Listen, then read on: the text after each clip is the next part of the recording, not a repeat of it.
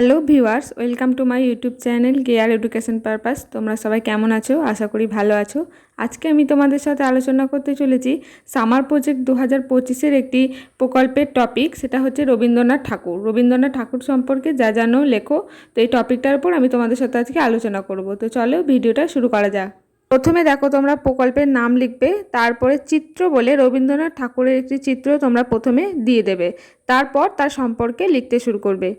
তারপর ভূমিকা বলে পয়েন্ট করবে, দিয়ে লিখতে শুরু করবে রবীন্দ্রনাথ ঠাকুর জন্ম 7ই মে 1861 আর মৃত্যু হচ্ছে 7ই আগস্ট 1941।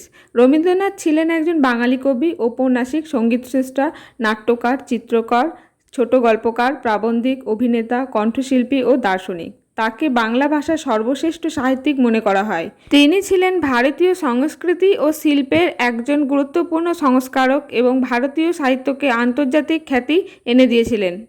তার পরের পয়েন্ট করবে রবীন্দ্রনাথের জীবনের বিভিন্ন দিক। 1 নম্বর লিখবে জন্ম ও পরিবার। রবীন্দ্রনাথ ঠাকুর কলকাতায় জোড়াসাঁকোয় ঠাকুর বাড়িতে জন্মগ্রহণ করেন। তার পিতা ছিলেন দেবেন্দ্রনাথ ঠাকুর, যিনি ব্রাহ্ম সমাজের একজন প্রভাবশালী নেতা ছিলেন। তার পরের পয়েন্ট করবে শিক্ষা। রবীন্দ্রনাথের শৈশব শিক্ষা ছিল বেশ ব্যতিক্রমী।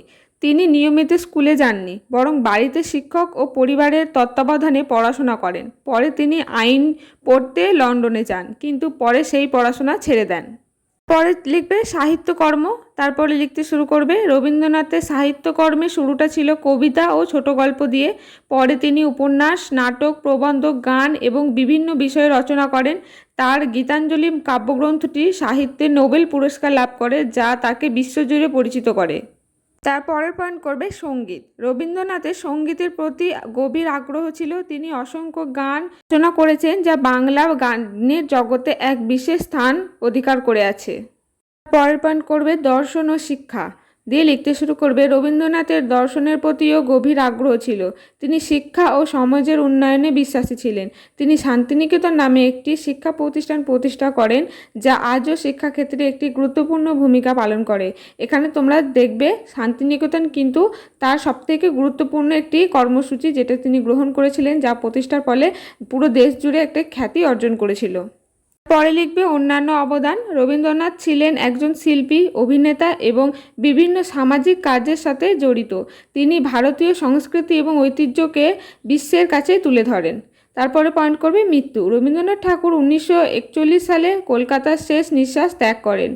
দেখো, তারপরে লিখবে রবীন্দ্রনাথ ঠাকুরের কিছু উল্লেখযোগ্য কাজ, মানে যেগুলোর জন্য তিনি পুরো বিশ্বে খ্যাতি অর্জন করেছিলেন, যেগুলোর জন্য তার নাম খুব পরিচিত সকলের কাছে। তো সেই কাজগুলো তোমরা পরপর করে লিখতে থাকবে। প্রথমে দেখো গীতিমালা, বিভিন্ন ধরনের গান। তারপর হচ্ছে গোরা, একটি উপন্যাস যার জন্য তার নাম খুব বিখ্যাত। তারপর হচ্ছে সোনার তরী, এটি একটি কবিতা। তারপর হচ্ছে জীবন স্মৃতি, আত্মজীবনীমূলক একটি গ্রন্থ। তারপর হচ্ছে চিত্রা, একটি হচ্ছে কবিতা। রূপসী বাংলা, প্রকৃতি ও সৌন্দর্যের সম্পর্কিত একটি কবিতা। গীতাঞ্জলি কবিতা, এটা যার জন্য তিনি নোবেল পুরস্কার পান। আর হচ্ছে শারদীয়া রজনী, এটা হচ্ছে ছোট গল্প। তো এই যে নামগুলো এত কিছু বললাম, এগুলো হচ্ছে তার জীবনে সবথেকে গুরুত্বপূর্ণ কিন্তু বিষয়, যেগুলোর জন্য তিনি খ্যাতি অর্জন করেছিলেন। পরের পয়েন্ট করবে উপসংহার বলে, দিয়ে লিখবে রবীন্দ্রনাথ ঠাকুর শুধু একজন কবি ছিলেন না, তিনি ছিলেন একজন শিল্পী, দার্শনিক, শিক্ষাবিদ এবং সমাজ সংস্কারক। তার সৃষ্টিশীলতা, গভীরতা এবং মানব প্রেমের জন্য তিনি আজও বিশ্বজুড়ে সম্মানিত। তো এটা বলে তোমাদের কিন্তু পুরো প্রজেক্টটি দেখবে মোটামুটিভাবে কমপ্লিট হয়ে যাবে। তো এটুকু লিখো তোমরা, এবং পারলে রবীন্দ্রনাথের বিভিন্ন কর্মজীবনীর কিছু ছবি গুগল থেকে ডাউনলোড করে সেগুলো কিন্তু পৃষ্ঠায় দিয়ে দিও। তাহলে দেখো, এই হচ্ছে তোমাদের সামার প্রজেক্ট রবীন্দ্রনাথ ঠাকুর সম্পর্কে, তার আত্মজীবনী এবং কর্মজীবন। তো তোমরা দেখে নিও। যদি ভিডিওটি ভালো লাগে একটি লাইক করে দিও। চ্যানেলে নতুন হয়ে থাকলে একটি সাবস্ক্রাইব করে পাশে থেকো এরকম বিভিন্ন ধরনের টপিক পাওয়ার জন্য।